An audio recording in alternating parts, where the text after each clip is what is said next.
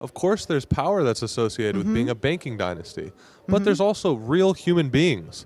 And I'm sitting with her right now. This is not a reptile. This is not some kind of robot. There's no zipper suit. She's a no. really nice lady, actually.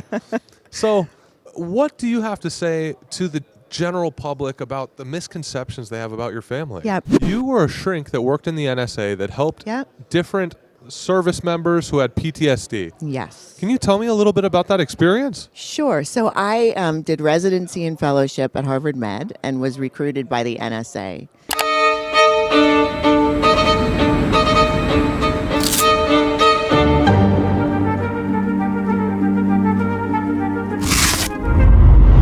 Good morning, good afternoon, and good evening. My name is Justus Smith with Proverbs Media Group. We're coming to you live from CPAC 2025. This is the third day in Washington, D.C. I have a very special, interesting, and frankly, a guest I'm very excited to talk to. Dr. Kara von Dresner de Rothschild. It's a pleasure to have you here. It's so wonderful to meet you. Thank you for having me. Thank you. Absolutely. It's a wonderful thing, and I think we should get the elephant out of the room first of all. Yes. I'm a history guy. I've heard so much. There's so much lore out there about the Rothschild family and banking dynasty. Yes. And I think that your family has been unfairly targeted in the midst of all of these conspiracy theories.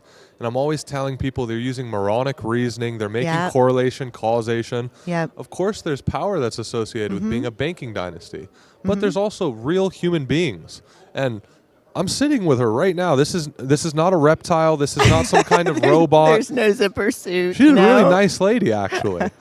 So, what do you have to say to the general public about the misconceptions they have about your family? Yeah. So I generally don't even use that last name. I generally just stop at Von.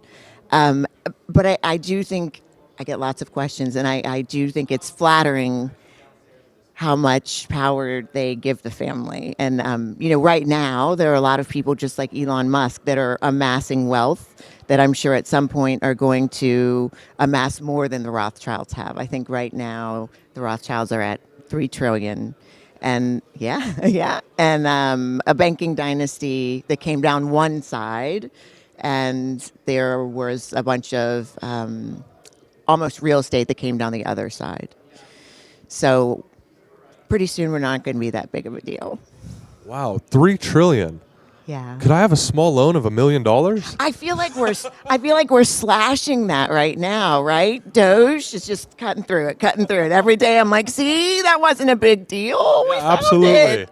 Yeah. No, that is fantastic. And again, being in person with someone like you is so illuminating. It's interesting. It's genuinely interesting. I've always dreamed of speaking with a member of the Rothschild family. And I'm telling you guys, she's so chill. Okay, so what you guys don't understand, what you don't know yet, is that I'm a shrink, and we just had a discussion about being shrinks. We share that in common, the psychology background.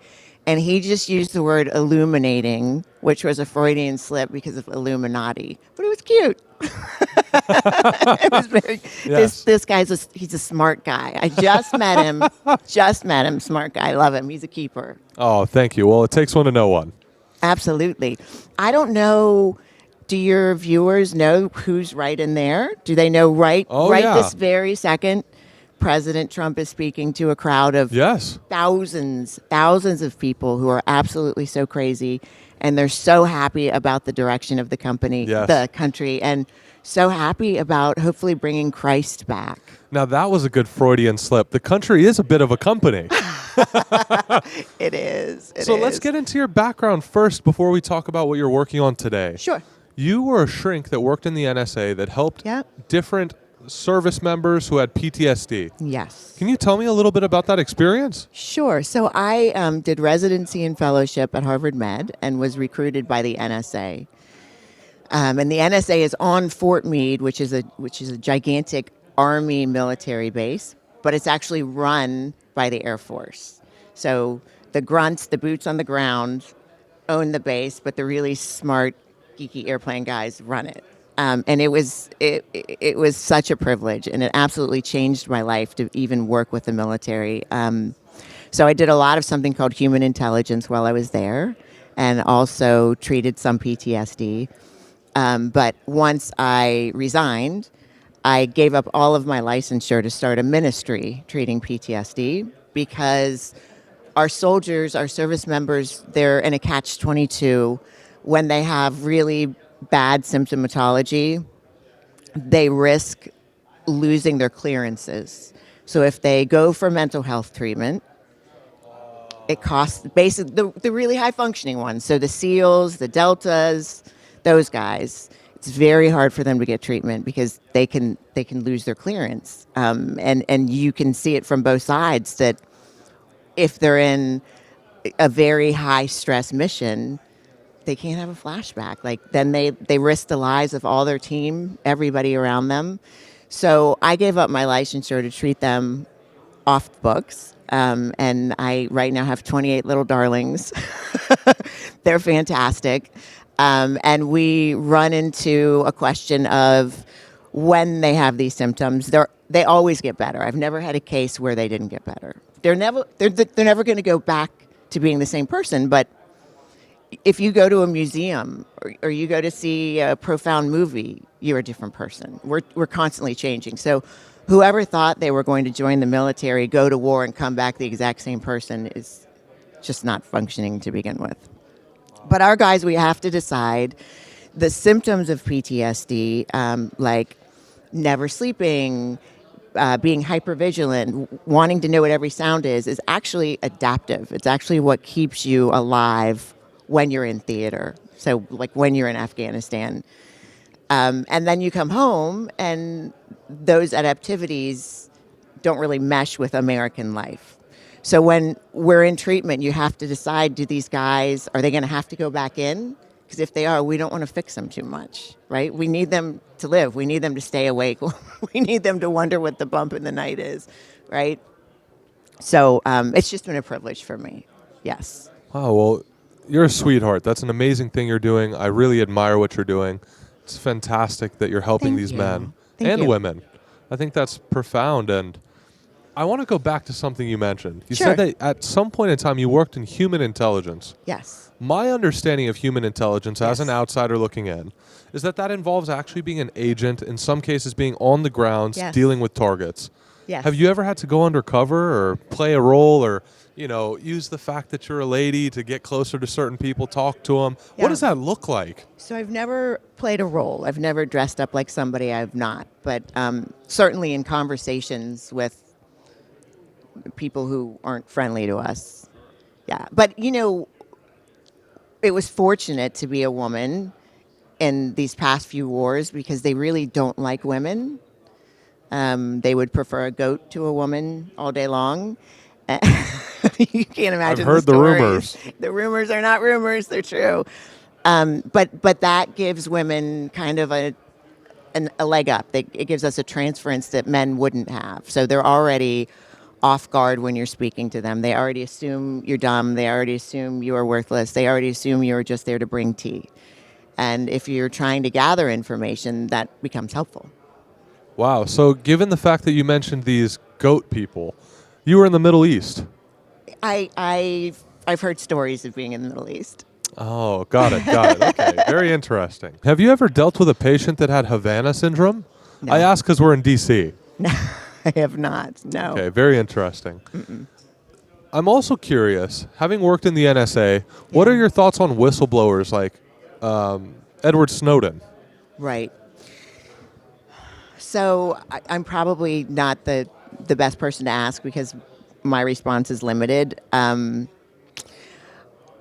NSA, the FBI, and the CIA are clients of the NSA. What the NSA does is farm information, and then these other agencies effectively purchase it from them, right? And we need that information to keep our country safe. So as much as like Doge is finding all of this craziness now that I wish the American people had known, about whatever billions of dollars are going to elephant sex changes and whatever. I mean, just like the craziness they're coming up with. I don't know if you heard Elon speak yesterday, but he said, I'm literally living the meme. Like this started out a meme. And it really is. The cuts that they're doing are just absurd that we ever got that far. So I'm so glad that this is now transparent for America. But when it comes to national security and assets we have embedded, I would much rather it stay private. The way I feel is if the NSA is recording my phone call, they're going to be very bored. Like, I don't have much to hide. But again, I have a very skewed vision because I work with the people that are on the ground, and I want them to be safe, and I want us to be successful in every mission possible. Because if we are deployed on a mission, there is a reason. You know, we're never just there to find out. We're there to do something and get out. Wow. On the note of this NSA human intelligence stuff, what's the most dangerous situation you've ever been in that capacity? It's not one I could talk about. Oh, I'm sorry. Wow. Yeah. Oh, mysterious. I love it, and I respect that. So going forward to today, what is it that you're currently passionate about, and what is the project that you're currently involved in? So I'm currently involved in a few projects. We are part of something called the American Republican Sisterhood. It was originally VARS, the Virginia Republican Sisterhood, and started about a year ago when my fiance is Bryce Reeves, and he's the senator of the middle of Virginia. So when I got to this 28th district, which is stunning, it's gorgeous. There's like mountains and farms and quaint towns and the most amazing women and the most amazing churches you'll ever be in. But nobody got along. And so we'd have these events and people would say, you can't sit her there. And I always thought, why? So we finally decided this is ridiculous. We're Proverbs 31 women. We're just going to make everybody get along. And so we started having one dinner once a month, same time, same place. We call it Yappy Hour, and it spread. So it started in Fredericksburg, and then Culpeper, and then Virginia Beach, and now I think there's something like, 30 Yappy Hours in 5 or 6 states. So I'm actually here with a bunch of the ARS girls, with a bunch of my sisters from the American Republican Sisterhood, who came to hear President Trump because they never have. Yes, and so we're trying to spread that word, trying to get more people involved. We believe in garden roots activism. We believe that we have to bring people to Christ and bring people to conservatism socially. They have to get to know us and get to realize that we're not anything scary, that we don't want to take their health care, that we believe that America is the greatest country in the world and everybody should have an education, everybody should have food. It's embarrassing that we have poverty. We're not trying to make people more poor, that we're not trying to cut entitlement, that we're trying to empower instead of entitle.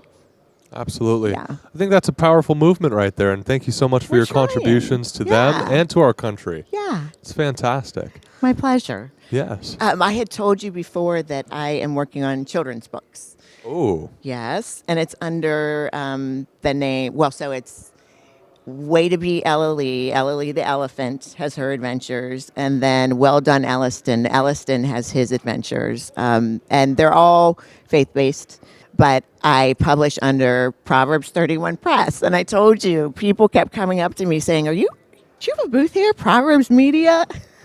And then we met. And it's a beautiful booth. It's not mine, but thank you. It is now. I'm glad you're here. How has everything been going for you during the conference, during CPAC? It's been an absolute honor and a privilege to be here. Yeah. Some of the amazing people I've gotten to talk to, all the way from retired DEA agents that blew up heroin labs to the equivalent of Canadian FBI that searched for child traffickers, all the way to really interesting politicians, and it's just amazing. And now I'm talking to one of the Rothschilds. I'm really hung up on that. That's amazing. So were you also at the RNC? No, I haven't been yet. I'm new to this game. I'm okay. 6 months into this game. Okay. All right. Well, you're going to be good at it. Thank you. I appreciate that. I like it. And does anybody in the crowd know your background? Do they know that you've been working in psychology? Oh, yes. Well, some of my fans are aware that my Okay. passions and background are in evolutionary psychology, behavioral genetics, and intelligence research. But I'm really just a bit of a nerd. I like history. I like theology, philosophy. I'm over the top about conspiracy theories, Uh-oh. which is why it's so surprising. I've been so chill today. You know, I'm keeping it real lighthearted. You know? On that note, I got to do it. What do you think about secret societies, fraternal organizations, and mystery schools? Okay, so secret societies exist. I'm not saying that I'm part of one, but I've been friends with people who are, even on a college level. And I can tell you that I have had, there is a private club called the Quinn in Boston, all the way in Boston, and my fiance's from all the way in Texas, and he has a very particular ring that he wears. And we had a general manager follow him out of this club, like into the street in the snow, because they had the same ring. And so I think, much like a sorority or fraternity, I think they're effective. They're a way for people to build networks, build a community, kind of pre-screen to know that, hey, you're my people. We have the same ethics. We have the same morals. We're going to help each other. And America is a very free society, but in other countries, you almost need that leg up. Like, my dad basically jumped off a boat and swam in and started working in a fruit stand and became somebody very established. And in other countries, that doesn't happen. So I think the secret societies and clubs and whatnots you're talking about are very effective, especially in European and Latin American countries. Absolutely. Yeah, I've always been fascinated with that stuff. And I think that much like your family has been disproportionately targeted by conspiracy theories, so have these secret societies. I really don't suspect that the Freemasons are having adrenochrome chambers and, opening portals. So have you spoken with Masons? Plenty of them. Yeah, they're like pretty cool, chill blue guys. collar. Like, I wanted to help the community kind of guys. They play bingo. A lot of them are just Trump supporters. They're bored. All of them are Trump supporters. Yeah, literally. Right? And the Masons, they're Christ based. So like, That's right. You literally have to be Christian. They say you don't, you do. Have to be Christian to be a Mason. So, I mean, they've already got that foundation of following commandments and helping other people, loving all of God's children, That's all right. that goodness, right? Absolutely. That's what I'm saying. I think that there's this trend, and maybe it came from cultural Marxism, but there's this goal through ideological subversion of our country, possibly by foreign intelligence agencies that really ramped up after the Cold War, where they wanted to sow as much divide as possible in our country, because they don't want to fight us on the ground, mano y mano. They have to fight a war in our minds. That's why liberalism has been the vehicle of deteriorating the minds and demoralizing the American people. I agree and one with of the you. biggest parts is class divide. They want the working class to resent the owner's class and the elite class. There's no reason to. I've always looked up to the elite class because I want to be one. I want to join the club. Right. I don't want to shop at Walmart. Right. It's weird stuff in there. I think it's interesting that our country is definitely being run by the elite class. They're not taking any payment. Like, Trump isn't taking a salary. That $200,000 he probably spent yesterday on food. Yeah. I mean, because he can do that. But it takes that kind of Elon, Donald Trump, because they're so wealthy. It's just not an interest. Making money isn't their interest. It's helping people. And Exactly. have you spent time with Donald Trump yet? Oh, yes. Okay. That's the only reason I'm out here, and I presume you've spent time with Donald He's Trump as well, because fantastic. you're out here instead of in there while he's currently talking. I know. Yeah. He's fantastic. So for any of you out there who haven't met him, he's the most amazing man. Once you meet him, you'll love him even more. And people call him a narcissist, and I'm a shrink. Like, I'm a really good one. I've got a lot of licenses. Not an ounce. Like, when you speak with him, he wants to know about everybody else at the table. He wants to have fun. He wants to crack jokes. He doesn't touch alcohol. He's lovely, and he's doing so much for our country that he didn't have to do. He was really not only prosecuted, but persecuted. He could have taken his $1 billion and gone home, Absolutely. And we might not have won. That's right. We might not have seen this tide. And it's so important for us. Yes, I completely agree. What Donald Trump is doing for this country is incredible. I want to go back to the note of you being a shrink. This may be me suffering from hubris. You're a shrink. Yes. I'm up here. I'm a personality that's in the public. I talk to people a lot. I know this can't be like a professional psychoanalysis right now. I'm not asking for one, but do I seem neurotypical? Am I a psychopath or anything? What do you think about me?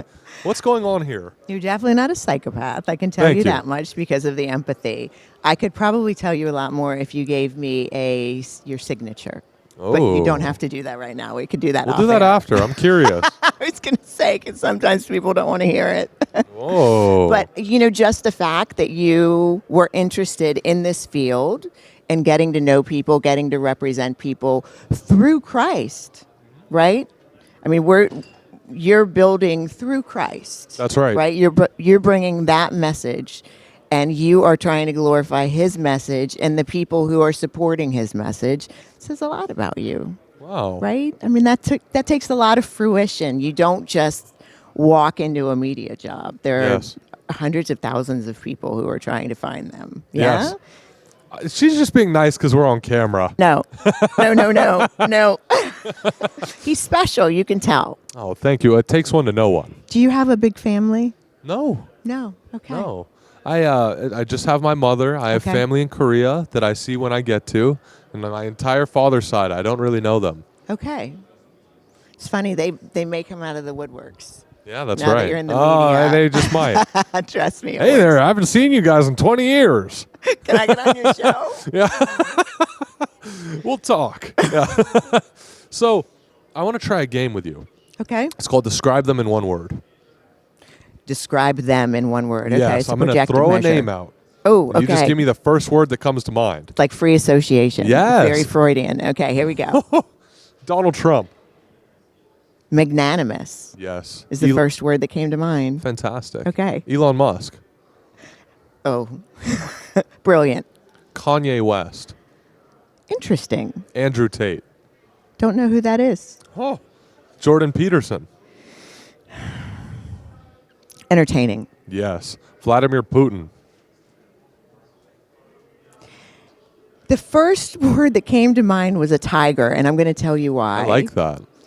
It came to mind because there is a movie in which there is an analogy about a tiger knowing it's going to die and having so much pride.